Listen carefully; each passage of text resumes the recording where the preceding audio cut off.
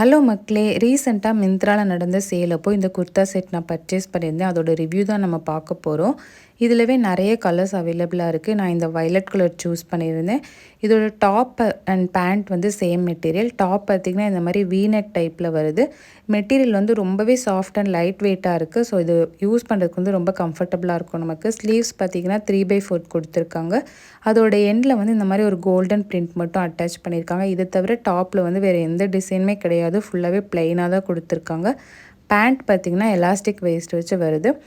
இதில் வந்து right side மட்டும் ஒரு சின்ன பேக்கெட் கொடுத்துருக்காங்க. ஸோ இந்த பேக்கெட்டுக்கு பெருசாக யூஸ் இல்லை. பிகாஸ் டாப் வந்து நமக்கு க்ளோஸ் டைப் தான். பார்த்திங்கன்னா இதில் ஹைலைட் வந்து இதோட துப்பட்டா தான். துப்பட்டா வந்து ஃபுல்லாகவே கோல்டன் பிரிண்ட் ஒர்க் பண்ணியிருக்காங்க. ஸோ இது வந்து ஷிஃபான் மெட்டீரியலாக இருக்குது. ஃபுல்லாகவே இந்த மாதிரி பிரிண்ட் இருக்கிறனால நம்ம வந்து சிங்கிள் ப்ளீட்டாக ஒன் சைடாக இந்த ஷால் வந்து யூஸ் பண்ணும்போது இது ரொம்பவே நல்லாயிருக்கும். லிங்க் வேணும்னா கமெண்ட் பண்ணுங்கள். கண்டிப்பாக ஷேர் பண்ணுறேன். சப்ஸ்கிரைப் பண்ணி சப்போர்ட் பண்ணுங்கள்.